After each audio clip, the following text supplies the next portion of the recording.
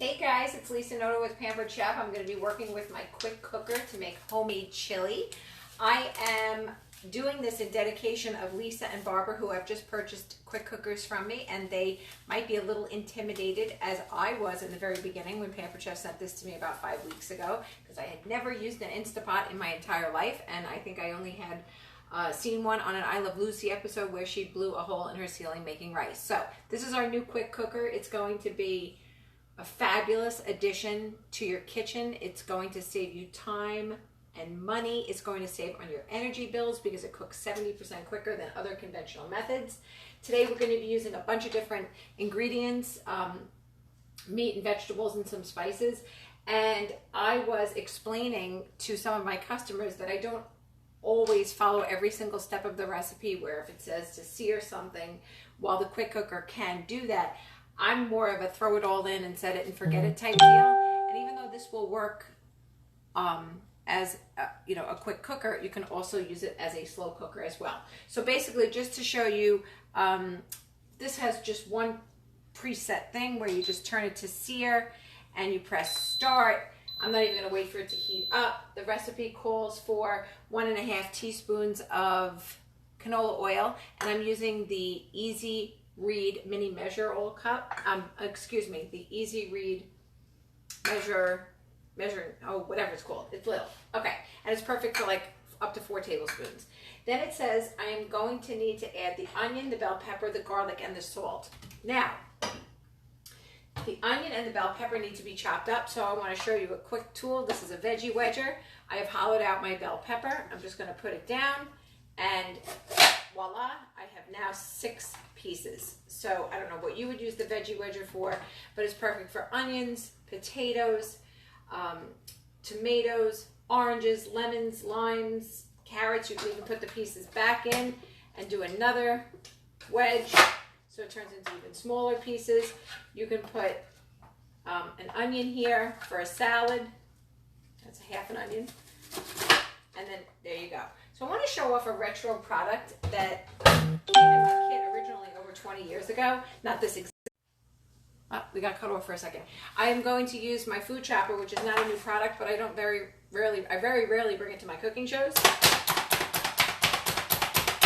When you're in a really bad mood,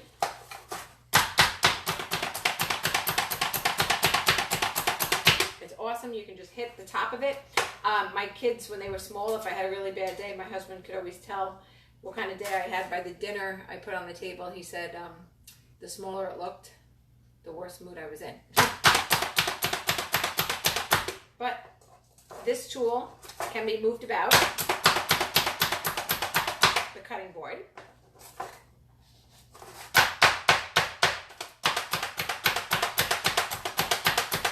And it also comes with a little cap. So if you were chopping nuts or olives or something small, you can get it right in the cap.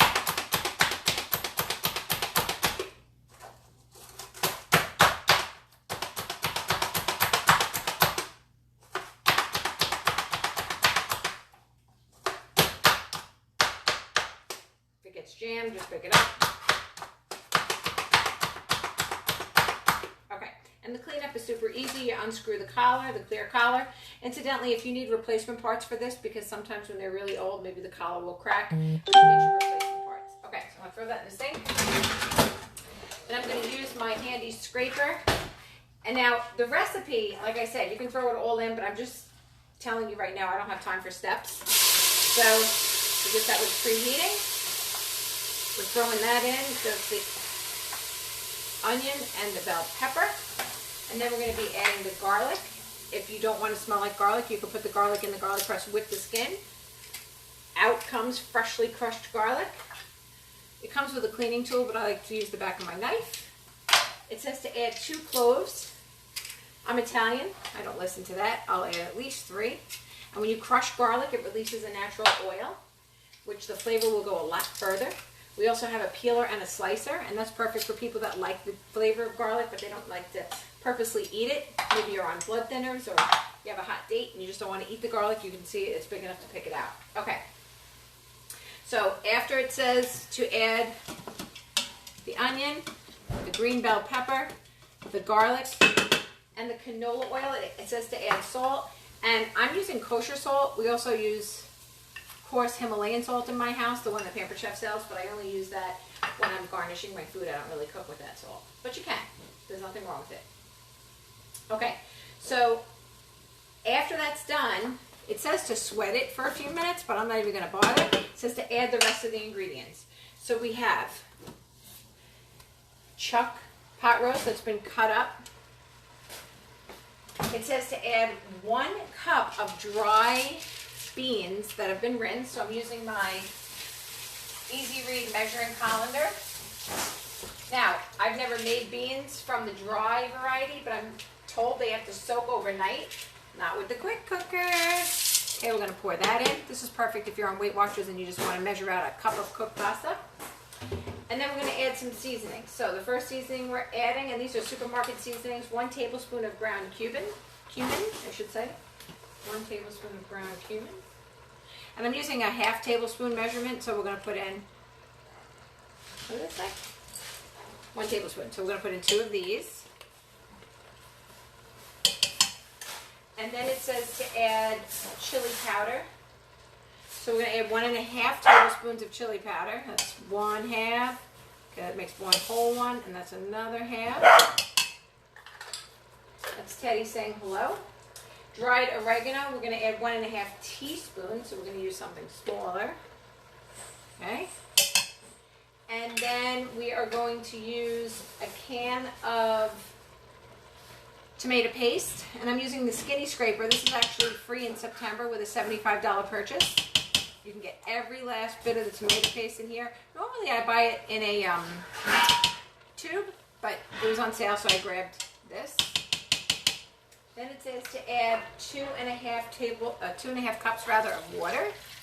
You always need liquid in an Instapot because that's what creates the steam.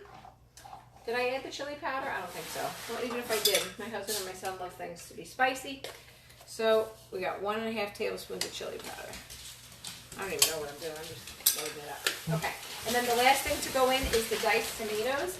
And I'm going to be showing you the smooth edge can opener. This won't leave a jagged edge on the can or on the lid, which is important because you don't want to get hurt. And also, if you don't clean your tops of your cans very thoroughly, then you certainly don't want to get whatever walked on top of that can in the warehouse in your food. That would be gross. Sometimes the glue on these cans is a lot. So I'm going to pour in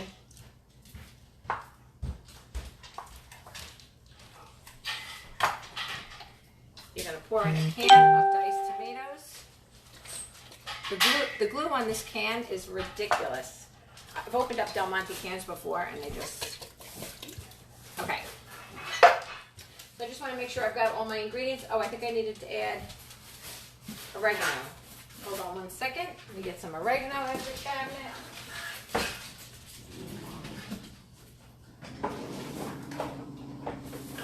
Hey. My son is putting together a desk for his room right now. Oh, this is cayenne pepper. Oh, okay. I'm just add a little of that. No big deal. I don't have any oregano, so I'm just going to leave it out. And I have to add a little bit of black pepper. Okay.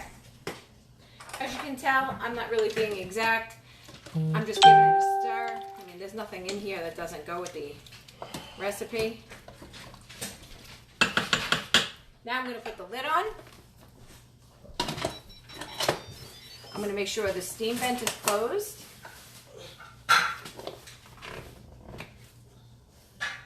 And I am going to put it on the stew chili setting now.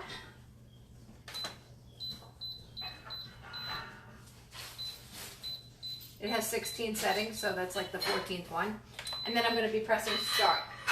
Okay, so what's going to happen is the indicator light will go around in a circle, a dashed line in a circle, just until it comes to pressure.